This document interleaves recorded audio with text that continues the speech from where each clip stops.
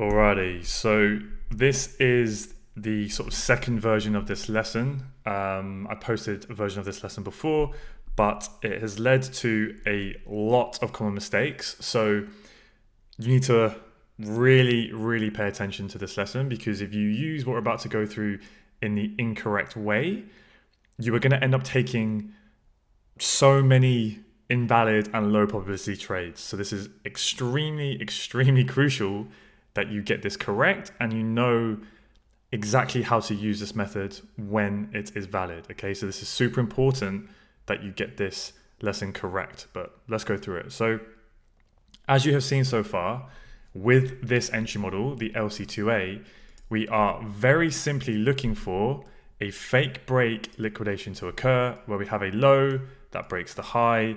We look for that to get liquidated, and if it is with our POI mitigation, we take the entry. Okay, so we are not looking at any liquidity points as we saw in the previous lesson, right? We're not looking at anything in the leg to the left in this swing leg here, right? The leg inducement. If there's any lower time frame lows within here or anything when you look down, or medium time frame, we don't care about anything in here, right? That should be very clear from the previous lesson. We only care about what forms in the pullback for when we are looking for potential strong liquidations to trade this POI, okay? We should all be very clear on that. So when you are looking at your lower time frame, typically what you will see is there would have been a bearish CHoCH up here, right? And then we have all of this price action here. And once we finally get our POI mitigation, right, at this point here, as soon as price hits your POI, what do we look for? We look to see if a strong liquidation has already occurred. In this case, we can see that, right? Because back here, we had bearish fractal structure on the lower time frame. Price then broke the high, so we got a bullish change of character. Okay, we then mark the extreme low that caused that CHoCH. We always take the lowest point that led to that. Okay, nothing here. We always want to take the lowest point. That then gets liquidated. And now that we have that combined with our POI mitigation, now we can take the trade. Okay, so it doesn't matter that the liquidation occurs before the POI, right? It can occur within the POI. It can occur before it. It doesn't matter. Just as long as we only take the trade once the POI has been mitigated. Yep. If we get the POI mitigation at this point and there hasn't been a strong liquidation yet, then what do? We simply wait for one to occur within the POI, okay? And then we can take the entry if it's still within the POI. They are the basics. They are what you should be very comfortable with at this point. So this is how a typical textbook entry looks like. It's very easy to see the textbook entries. The immediate, it occurs in the immediate price action right in front or within the POI. We get a nice clean fake break, liquidation, mitigation, and then we basically trade that move, okay? These are the simple trades. That is how the majority, 90% of your trades should look like this, okay? But what we're going to go through today in this lesson is when there's a slight difference, but it's a rare circumstance, okay? Let's go through it. So there's a lot going on here when you first look at it, and we're going to go through it really slowly because it is super key that you get this, okay? So what this method is when we can use CHoCHs for our fake break. So an CHoCH is when you are looking at the internal fractal structure. So internal fractal structure is the fractal structure that occurs between the true fractal high and low, okay? So it's extremely important that you are only using this method when, well, let me show you exactly when, but basically it is when the true fractal low is behind or within the POI. Okay, so let me go through it really slowly and it will become very clear. Some of you may think you have this, but I'm seeing a ridiculous amount of people getting this wrong in the Discord so far, okay? So please listen to this very carefully. So sometimes, and this won't happen a lot, let me just draw on these lines, I've forgotten it. Sometimes you will get kind of quite like a small medium time frame range where you almost get like an impulsive leg like this, right, on your medium time frame. And then this will obviously give us the POI that we then potentially want to trade from. But when we drop down to our lower time frame, so this is the thin gray price action, what you may notice is when you go to map your lower time frame fractal structure, because this was one impulsive leg on your lower time frame as well, you may find that when you go to find the fractal high and the fractal low, that actually it's all the way down here still. Because when you look at these candles on your lower time frame, they might all have broken the previous candle's high.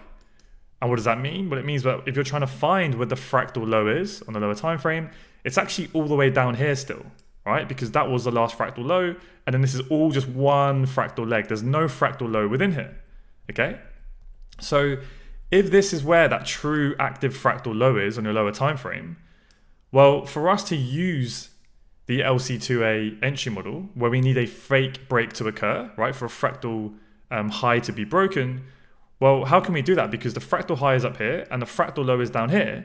So that means any price action that then forms within here, that would mean that we can't trade it. We'd have to ignore it.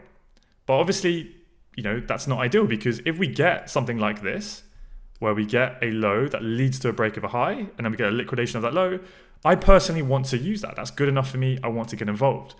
But technically, it wouldn't be valid because the true fractal low is all the way down here and the fractal high is up here. So you would need to wait for the high or low to be broken for there to be a CHoCH. Okay?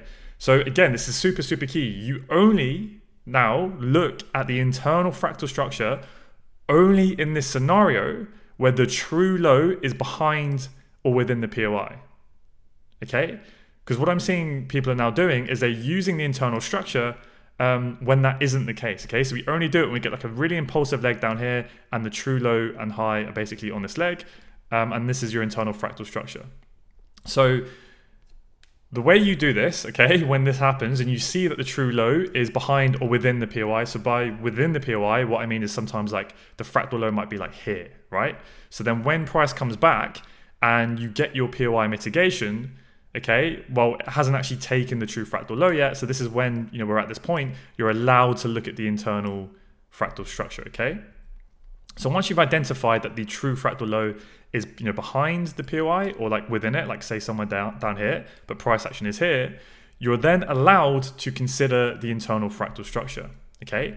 But this is the next super, super key point that a lot of people are getting wrong. The way you map your internal fractal structure is you start mapping it from the very start of the pullback up here, okay?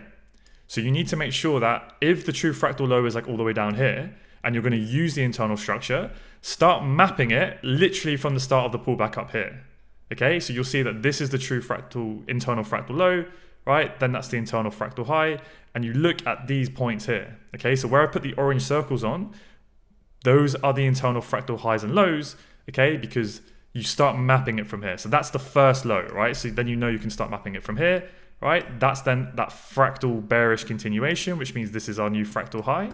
Okay, so at that moment, that's our internal fractal high. Price is coming down, then we pull back. So at this point, this is our internal fractal low. Price then breaks it. Okay, so if we get rid of all these lines, that's our next internal fractal break to the downside. Okay, so at this point, that's our internal fractal high, right? And this is our internal fractal low. Okay, when price is here. Price is then pulling back. All of this price action within here, okay, where is it? It is between the internal fractal high and it's between the internal fractal low, okay? Because this, remember, is the true fractal low. So that up until now, this is always what you've paid attention to. This is the true internal fractal low.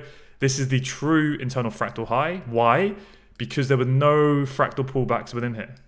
So all of this price action that we're looking at with the orange dots, this is the internal fractal structure, right? You start mapping it from the start of the pullback. Internal fractal low, we get a break, that becomes our internal fractal high, we get a pullback, we get a break. So right now when price is here, this is our bearish internal fractal range, right? That's the internal fractal high, this is the internal fractal low. So all of this price action here, what is this? This is in between the internal fractal high and the internal fractal low. So what would we call this? We would call this the internal of the internal fractal structure, right? It gets a bit confusing. We always ignore this price action, okay? So we only ever go to one layer of internal fractal structure. We never go to that second layer. We are never mapping or caring about the internal of the internal fractal structure, okay? This is the fractal high. This is the fractal low. At this point, this is the internal fractal high and the internal fractal low. We ignore the price action between that. We ignore the internal of the internal, okay? That is not relevant for what we're looking at or what we need. That is super, super key, okay? So start mapping it from here, we pull back, right? This is bearish internal fractal structure. That internal high at this point then gets broken, okay? So we get a move that leads to a break of that high. So at that moment, we now have a potential fake break of the internal fractal structure. We get an CHoCH, an internal change of character, right? Because the internal high is broken. We ignore the internal of the internal. We're only looking at that first layer of internal structure, okay? Now, this is the third bit that a lot of people are getting wrong. Once we get that internal structure and we get that fake break, right? This potential fake break, where do we put our strong liquidation point? It is not here, okay? Because this is the internal fractal low at this point, right? Because that's the nearest low that took out the high, okay? But that is not what we care about for the actual strong liquidation point. For the strong liquidation point, we always take the extreme point that led to the CHoCH, to the break, okay? Because we want to take the lowest point. We want to take the best area where there's going to be the strongest liquidity, and that's always going to be the lowest point, okay? So again, when we have an impulsive leg like this, and we look on our lower time frame, and the lower time frame true fractal low is all the way down here, or somewhere within the POI, right? That is then when we are allowed to consider the first layer of internal structure. But where do we map it? We start mapping it from the very, very start of the pullback. We then start mapping where those internal fractal highs and lows are. So we start mapping it here, where I'm drawing it in red. We start mapping it here, right? Lower low, internal lower high, internal lower low. So at that point, these two red lines are the internal fractal range, right? So all of the price action between those two red lines, between the internal fractal high here and the internal fractal low, we ignore all of these highs and lows, okay? At this point here, the internal fractal high is broken. So now what we can do is we can label that bullish internal change of character, okay? So we have our internal change of character, which means we now have our first internal potential fake break, right? So to find the strong liquidation point, we don't take the new internal fractal low, because this would be it. Instead, we map the extreme internal low that led to that break. We always take the lowest point because that is where the strongest amount of liquidity will be. We don't care about any of these lows for the strong liquidation point. So the very, very moment you get that internal change of character to the upside on the first layer of internal structure, draw this line with the X or whatever you use and set your alert there, okay? The moment that this happens here, we get the fake break, look for the lowest point, draw your line there, set your alert, and you now ignore everything that happens until this extreme low is broken, okay? So once this happens and you set your alert there, price can do this, it can do this, it can come down, it can sweep these lows, it can go back up, it can break more highs, it can do all of this. We don't care. We are waiting for this very, very extreme low to be broken. Only once it's broken, then we can look to potentially get involved, okay? So that's super, super key. Only map the first layer of internal structure. You do that by looking at the very first highs and lows that form within the pullback. You then wait for that internal high to be broken. The moment that breaks, you find the extreme low, which is here, okay? You ignore the true internal fractal low at that point. You're looking for the extreme liquidation point. You ignore everything that happened. If price comes down like this, I'm going to draw it, hang on, okay? And breaks this low, that is actually a bearish internal change of character because that's the first layer of internal structure still, because this is the low that broke that high. It's the nearest internal low. But because we've already had that first fake break here, okay, we're now not caring about that and we're waiting for the extreme liquidation point to occur. So if this happens, that's not a valid trade. We ignore everything that happens here. I don't care what happens here. The extreme point must go. Okay, I'm going to keep repeating this because I'm seeing so many mistakes with it, okay? So this is valid. If it gets liquidated, the POI is still respected, we can take the entry, okay? So read these annotations. It can kind of help you to do it, right? Map the extreme low that broke the internal fractal high. We've done that, okay? This low here. We always take the extreme high and low that caused that break, okay? So yes, this low here did break this high, but why do we not care about that? Because that's the internal of the internal fractal structure. We don't care about it. We only map the first layer and we define that from the start of the pullback, okay? Once that fake break occurs, we take the extreme and you wait for that to go. Now, the only reason, again, people keep forgetting this, and it's okay, but you need to get this drilled into your mind. The only reason why we are allowed to look at the internal fractal structure is because of point 1. So do not forget this point. This is why it's step 1. We only look at the internal fractal structure when the true fractal low is too far away, right? So it's all the way behind the POI. So it doesn't allow us to get involved in this position if this happens unless we can look at the internal structure, the first layer. So that's why step 1 is super, super key. We never ever even think about mapping the internal structure unless step 1 has happened. And it doesn't happen that often. It's quite rare that it happens. So this is almost like an exception. This is a rare circumstance. Your brain should just literally just be thinking about mapping the true fractal structure 98% of times. This is in the rare occasion where you kind of get like a small and medium time frame range. Maybe it's quite impulsive. You drop down to your lower time frame and the true fractal low is like here or here. So then when we get the mitigation, you know, well, I need to work with this price action. And this is then when you can use this method. But this is it's a rare thing. So if you don't understand this and you find it confusing, it's absolutely fine. Ignore this. Maybe come back to it at a later date. And just always ignore the internal price action for you, because it's not going to be the difference between you being profitable or not. This is quite rare. Okay, I don't know the exact numbers of how often it happens, but it is very, very rare. Okay, so make sure you have these rules in your mind. It's super, super important that you get each of these steps correct. Okay, map it from the start of the pullback, only use the first layer, and only use this entire method if the fractal low is like all the way down here or down here, right? So yeah, okay. So what are the ways in which it can be invalid and what I'm seeing? Well, again, step 1, it's the same scenario. Let me just put this on. Okay, exact same scenario where the true fractal low is all the way down here, or say somewhere within the POI. Okay, so this is when you're then allowed to go to step 2, which is pay attention to the internal structure. Where do you start mapping it? You start mapping it from the very start of the pullback. Don't just suddenly look at the price action here and go, well, this looks like the internal fractal. No, because you could be wrong. You need to go all the way back up to here. Okay, so start mapping it from here. Then you'll have the true range, okay? So when we get this fractal break here, right, where is our internal fractal range? This would be the internal fractal high, and this is your internal fractal low. So if price does this, and we come up and we come up, and then we come down at this point, so when price action is here, let me zoom right in, okay? What I'm seeing is people are looking at this, okay, imagine we've already got the mitigation, right? So to make it a bit more valid. Price action is here, and they're going, well, this low broke this high, so therefore it must be a strong low because it broke a high to the left. We've got the liquidation, we're within the POI, now I'm going to take the trade. Invalid. Why is it invalid? Because this low here broke the internal of the internal. It's not valid. Right, sorry. Like, this is the range we're within. That's why it's super important you know where the first layer of internal structure is. This is the first layer. This is the internal low. This is the internal high. We ignore everything in between. So if price comes down and liquidates this low, yes, this low here broke this high, but that's the internal of the internal. It is irrelevant. It is invalid. It is not strong enough. We do not care about it. Okay? Now, if price comes down and liquidates this low, this is the true internal fractal low, right? This is that first layer of internal structure.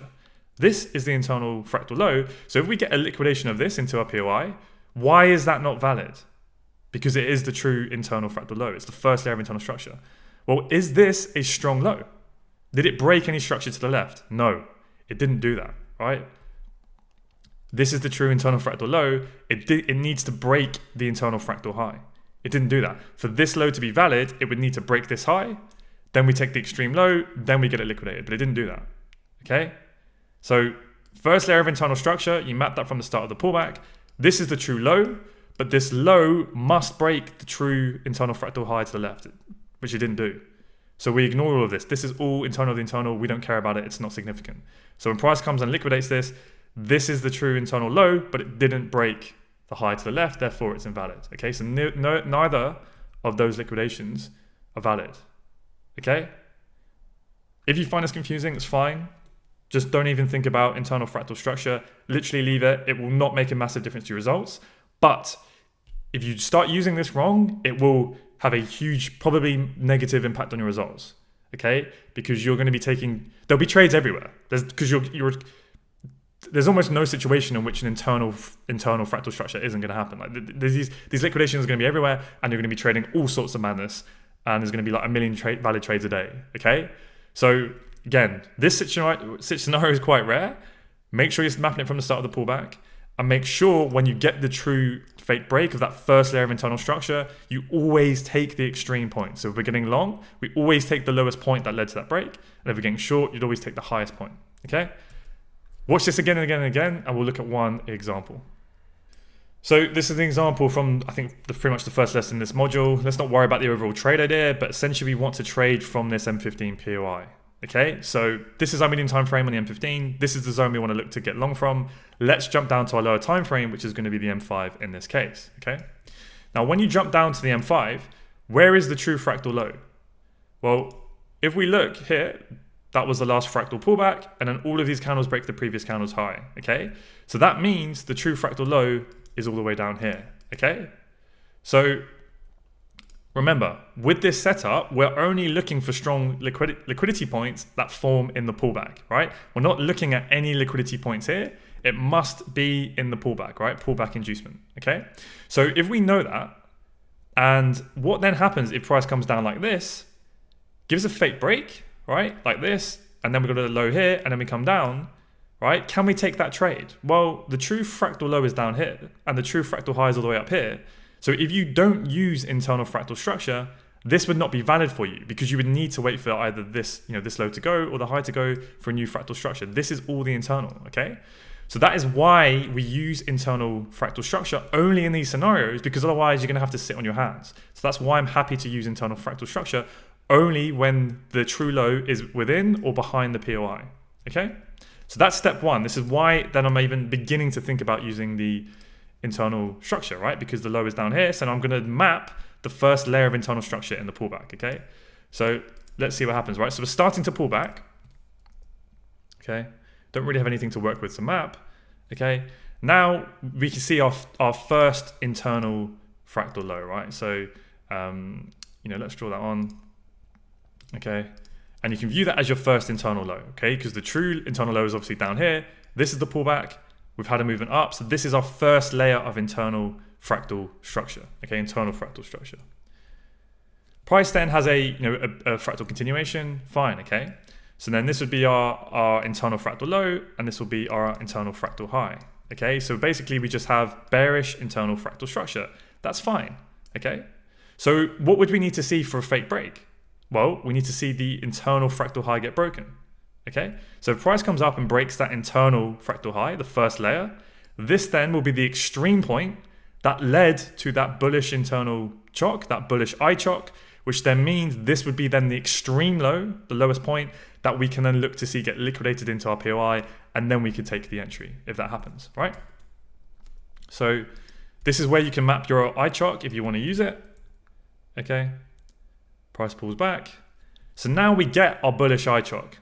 Okay, because remember, the true fractal low is down here, but we're allowed to map that first layer of internal fractal structure. So we now get that CHoCH. I'm just going to make it a solid line just so we can see it a bit more.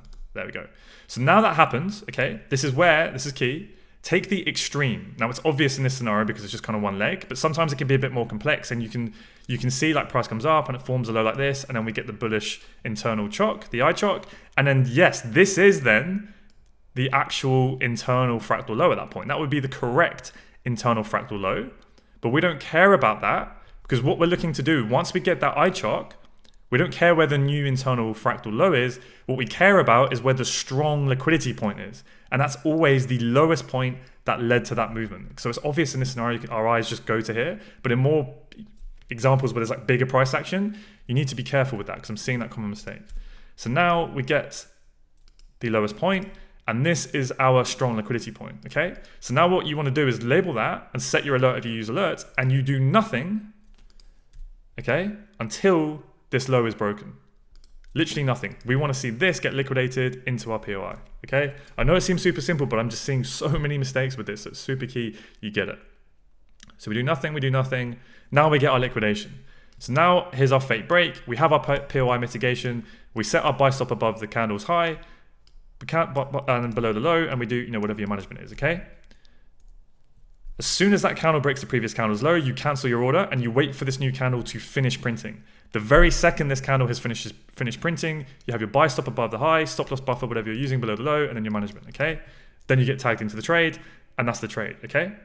So I know it can seem simple when you just see a nice example like this, but when there's all sorts of bigger and complex price action, a lot of you are applying the rules in the wrong way and using internal CHoCHs and using the internal of the internal fractal structure, and you're doing all of this madness when it's not valid, okay? So let me kind of show you in this example how it could have been invalid, and then we'll wrap it up.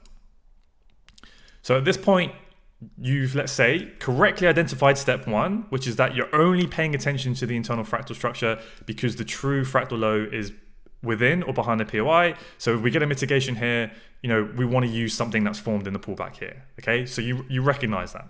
So step one means you're already mapping the internal structure from where? From the start of the pullback. You can recognize that we have the bearish internal fractal structure here. So at this point, this is the internal fractal low.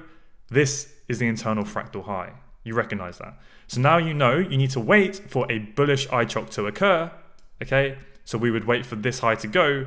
And at that point, what do? We take the lowest point, okay? So if price comes up like this, get rid of that circle.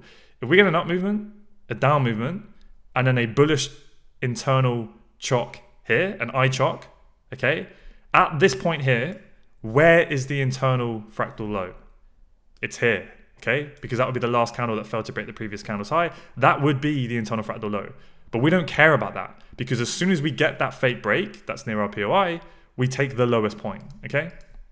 We know that bit. So what is the ways in which people get confused is they'll know their internal fractal high is up here, right? And they should be waiting for the fake break, but price action will do something like this. It will come up, it will come down, okay?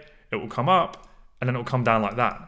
And then they're either trading this liquidation here, which is not valid. Why is it not valid? Because this extreme low did not break the first layer of internal fractal structure. It didn't break this high, okay? We don't care about this break. This is not valid because this is the internal of the internal fractal structure.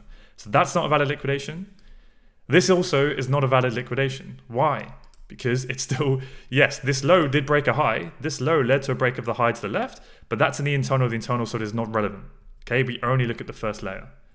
And yeah, that's basically, I can't think of any more ways to kind of make this clear. So if you're finding this confusing, if it's melting your brain a little bit, just completely ignore the internal fractal structure. Never look at it. You do not need it. It will not be the difference between you being profitable or not over a large sample size. But if you are going to use it, you need to make sure you understand this inside out, because otherwise you'll end up taking trades, all sorts of invalid trades that are not valid. Okay?